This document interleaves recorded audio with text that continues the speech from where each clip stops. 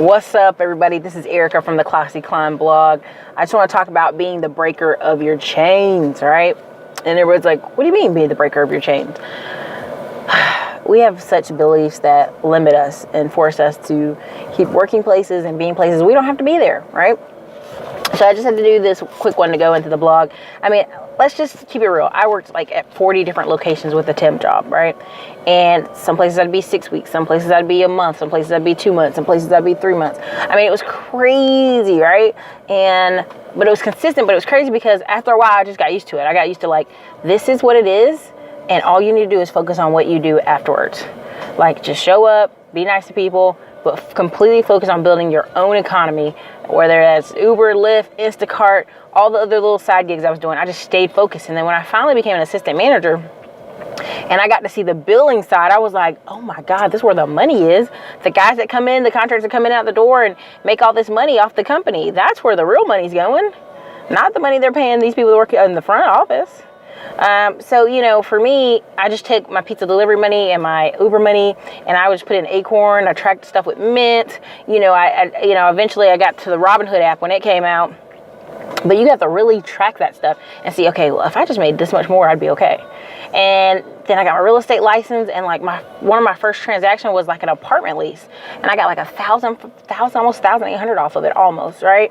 And I was like, holy crap, that's some money. But then I also realized the real money was being a real estate investor.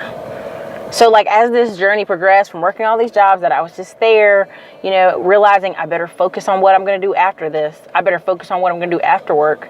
I better keep putting out applications to places. I just realized that's just not the real. You're depending on someone else to like you, right? Because really in the real estate industry where I'm at in Austin, it was like the women in the office, if y'all didn't click, you weren't staying. If y'all didn't click and y'all weren't going to be buddy friends, you weren't staying, which to me was crazy because I was like, I'm not here to be your friend. I'm here to get this work done. But that's what it was. And so, I have friends who are, you can be let go any moment at a job.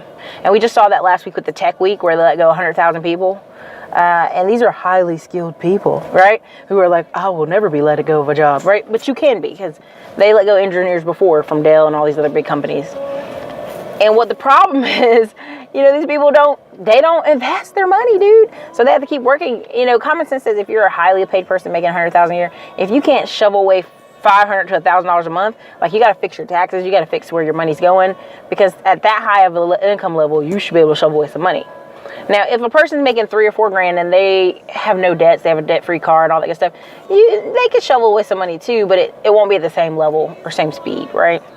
So a lot of times people come home and they watch about 3 to 5 hours of TV.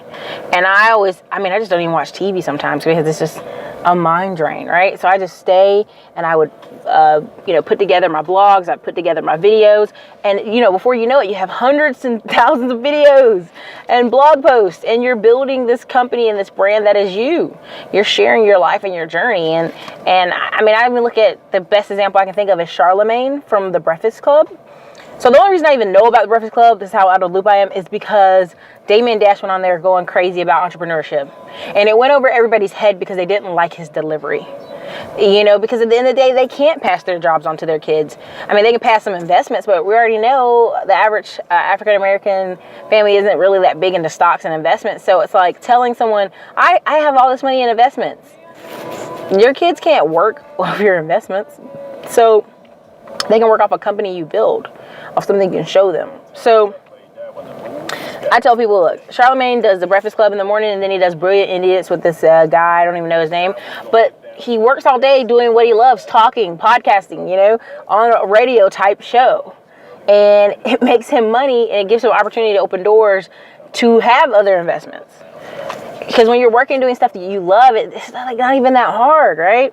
So I had a business and I lost it, right? And then that's when I went to Texas and I did all these jobs and I worked all this, trying to get back into corporate life. And I realized that's just no security there.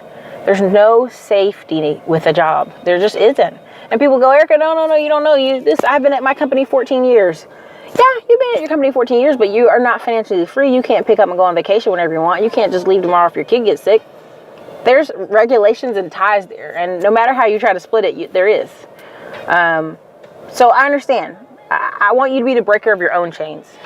I want you to be investing, even if it's $25 a week in the Lending Club. I want you putting your money away. I mean, there's so many people who are going to lose their job in the upcoming recession who have been listening to people and me talk about house flipping, putting bandit signs out, just picking up some of the empty vacant houses that are around in your marketplace and cleaning them up and renting them out, or cleaning them up and selling them. There's so many ways to make income, and I've seen people, I've told you in other videos about my messy neighbor who has all this junk in the yard and these U-Haul trucks full of junk. Well, come to find out, he owns a thrift store across town. So he affords to live in that neighborhood, because I was like, how does he afford to live over here with all that junk? And he just turns around and sells it, cleans it up and sells it. So it's a million ways to win. You just have to decide if you want to win. So look, break your own chains, figure out ways to invest your money on the side, and have your plan B, because if you're just dependent on one job and you're not putting money away in your 401k and your investments, you don't have a house. People when I worked in the apartment industry would come in the office and be like, I lost my job, I got to break my lease. And we'd be like, well, I wouldn't do that, because now you're going to have a hard time getting an apartment anywhere, because that's how crazy the Austin market was.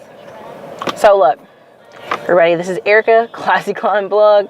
Listen, have a strategy, track the income, figure out where it's going, and figure out how you can break your chains, because there's a magical world out there that you'd be amazed at how much it takes to live, and how much it takes to travel, and how much it takes to flip houses. It kind of shakes up your mindset once you see it. So, guess have an awesome day.